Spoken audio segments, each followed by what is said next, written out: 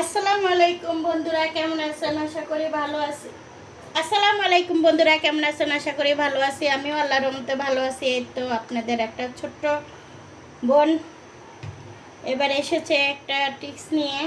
আজকে রান্না করব কচুর গাটি দিয়ে চিংড়ি মাছ দিয়ে। আজকে চেষ্টা করব দুইটা ভিডিও দেওয়ার। আমি দিয়ে দিচ্ছি পেঁয়াজ, আর দিয়ে দিচ্ছি এই তো ফ্রিজিং করা রসুন 2 পিস।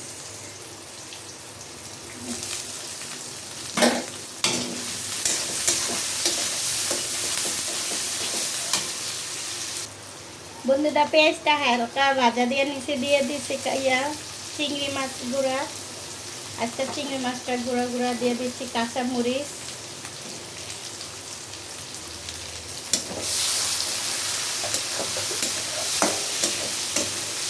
যে যেখান থেকে আমার ভিডিওটা দেখছেন লাইক কমেন্ট শেয়ার করে দিন, আর ভালো লাগলে সাবস্ক্রাইব করে দিন।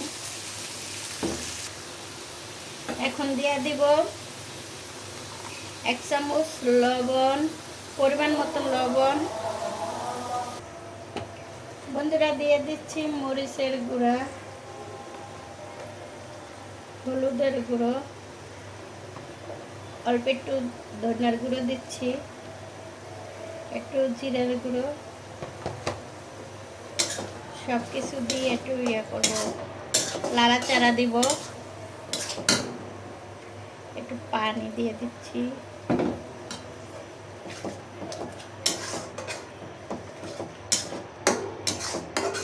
এটা এখন কষাবো, একটু কষিয়ে রাখবো, একটু দেওয়া। আমার চিংড়ি মাছটা কষে গেছে। এখন কচুর গাটিটা দিয়ে দিব। আগে একটু সিদ্ধ করে নিছি, কারণ ভাত লোট বিচলটা চলে গেছে, সিদ্ধ করে নিয়ে নিছি। আল্লাহ, এত গ্যাস! এটা একটু কষা।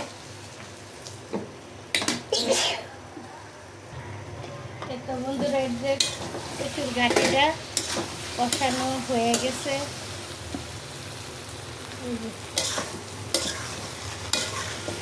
কচুর গাটিটা কষানো হয়েছে, এখন ঝোল দেব।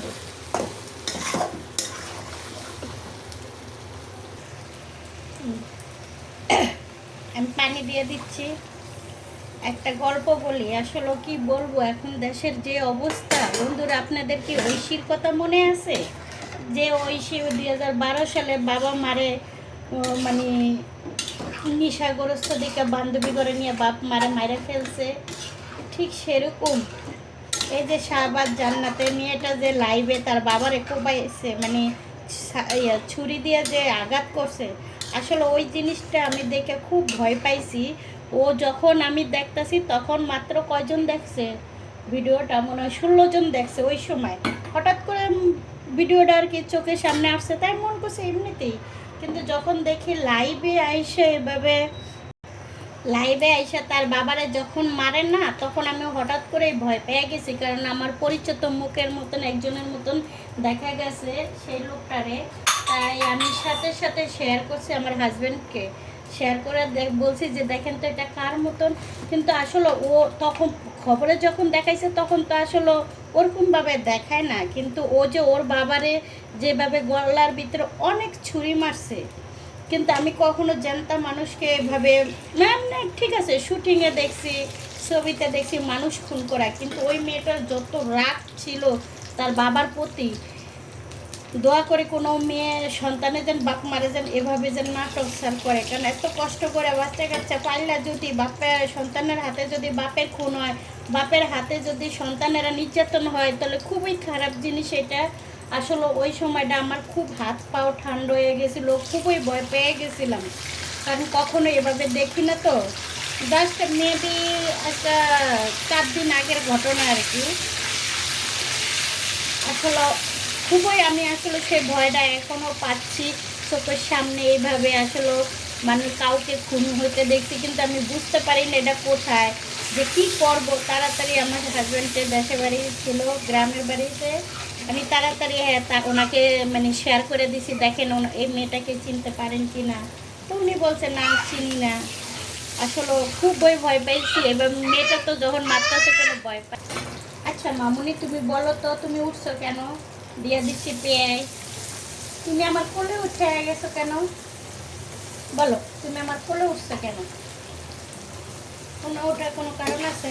এইভাবে অনেক সুন্দর মতন ডিম ভাজা হয়, পেঁয়াজও ভাজা হবে, ডিম তো ইয়ে হবে।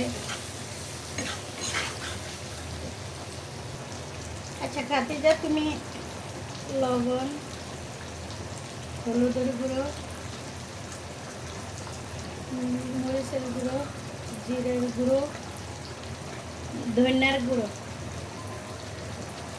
আচ্ছা বাবা, তুমি কি এই সময় কি তোমার ওঠা লাগছে? হ্যাঁ, কোলে রেখে কি কোনো কাজ করা যায় বলো? দিয়ে দিচ্ছি একটু পানি। আমার ওই চুলায় কচুর গাঠির তরকারিটা হচ্ছে। তো বন্ধুরা, আসলে বাচ্চাকে কোলে নিয়ে এই কাজটা করছিলাম। এই দেখেন আমার ডিম বোনা, ঝোলটা আর একটু টানবো। এই যে আমার কচুর গাঠি, এই চুলায় চিংড়ি মাছ দেওয়ার কচুর গাঠি আসলে খেতে অনেক ভালোই লাগে। আর কি বলবো আসলে বুঝতেছি।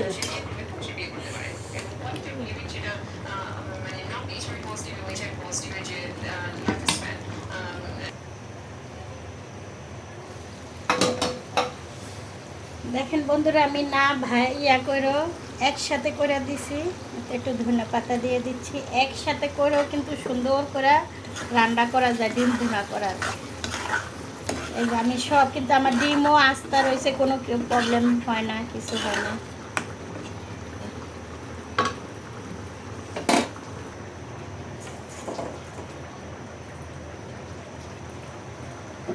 বন্ধুরা, একটা অসাধারণ বেগুন ডিম বোনা হয়েছে, কিন্তু সব কিছু একসাথে দিয়া অসাধারণ একটা ডিম বোনা।